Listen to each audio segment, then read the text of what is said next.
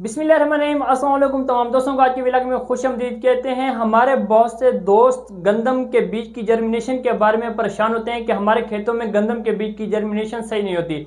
इंशाल्लाह आज हम आपको गंदम का सोइंग का एक ऐसा मेथड बताएंगे जिससे आपके फील्ड में जो गंदम के बीज की जर्मिनेशन है वो इंशाल्लाह 100% होगी। इससे पहले जिन दोस्तों ने हमारे चैनल को सब्सक्राइब नहीं किया कर लें ताकि आने वाली नेक्स्ट इन्फॉर्मेटिव वीडियो आपको मिलती रहे।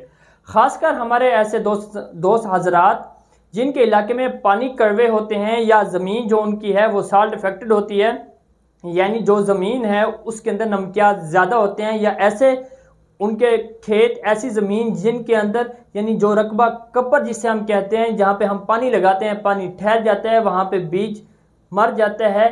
तो इंशाल्लाह हम आपको ऐसा मेथड बताते हैं कि उन इलाकों के अंदर भी आपकी गंदम की जर्मिनेशन बिल्कुल सही होगी।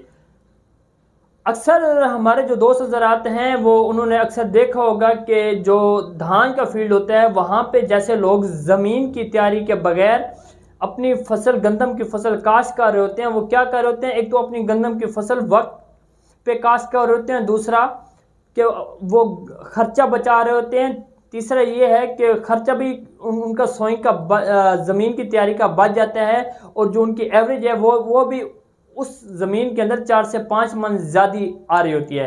हमारे ऐसे दोस्त हज़रात जिनका जो ज़मीन है वो सॉल्ट अफेक्टेड है, यानी वहाँ पे नमकियात ज़्यादा है या कड़वा पानी है, उन्हें करना क्या है कि अपनी ज़मीन को पहले तैयार कर लेना है। यानी अगर आपने रोटिवेटर किया है तो सिर्फ एक बार आप कर लें, आपने फिर अपने फील्ड को पानी दे देना है। अपने फील्ड को पानी देने के बाद जब वतर आ जाएगी फिर आपने अपने फील्ड के अंदर हल नहीं चलाने, जो फिर आपने उसके अंदर जो सोइंग का मेथड यूज़ करना है वो करना है ज़ीरो टिलेज ड्रिल का।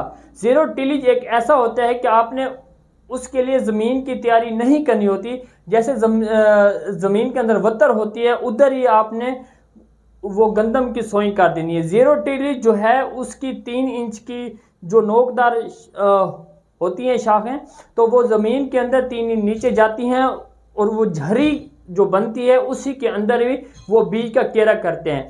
एक तो ये है कि जब वो नमी के अंदर आपका बीज होता है तो वहाँ पे साल्ट आपकी ज़मीन के अंदर कितने भी हैं तो वो बीज के ऊपर अफेक्ट नहीं करते, क्योंकि बीज वहाँ पे ओपन पड़ा होता है, खुला पड़ा होता है। और दूसरा वो साथ ज़मीन से नमी लेते हैं, वहाँ पे ही उसकी जो है वो जर्मिनेशन हो जाती है। एक तो ये है कि आपका खर्चा ज़मीन की तैयारी का भी बच गया, दूसरा ये है उससे आपकी जर्मिनेशन भी अच्छी होगी, तीसरा उससे आपकी एवरेज भी 3 से 4 मन ज़्यादा आएगी। क्योंकि हमारे जो साइंसदान हैं उनकी रिसर्च ये है कि अगर आप ज़ीरो टिलेज से अपनी गंदम की सोइंग करेंगे तो जो आपकी एवरेज है वो 4 से 5 मन ज़्यादा आएगी। लेकिन हमारे काश्तकार हजरात पूछ रहे होते हैं कि अगर हमारे इलाके में गंदम की जर्मिनेशन वैसे सही है, मीठा पानी है, कड़वा पानी भी नहीं है, क्या हम भी ऐसे ज़ीरो टिलेज से सोइंग कर सकते हैं? आप भी ज़ीरो टिलेज से सोइंग कर सकते हैं, आप भी ज़मीन की तैयारी का भी खर्चा बचा सकते हैं और जो एवरेज है वो भी ज़्यादा हासिल कर सकते हैं। मेरी तमाम काश्तकारों को ये हदायत होगी कि वो ज़ीरो टिलेज के अंदर भी जो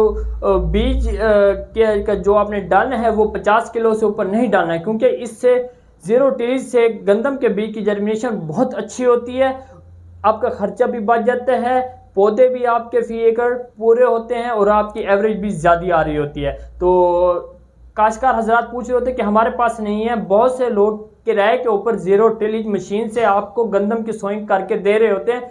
अगर आपको कोई नंबर चाहिए आप अपना इलाका मेंशन कर दें, अगर किसी को लोधरा में चाहिए होगी इंशाल्लाह मैं किसी ना किसी दोस्त का नंबर आपको दूंगा और आपकी सोइंग जो है वो इंशाल्लाह लाजमी अच्छी हो जाएगी। अगर आपको हमारी वीडियो अच्छी लगी है तो शेयर लाजमी कीजिएगा। वस्सलाम।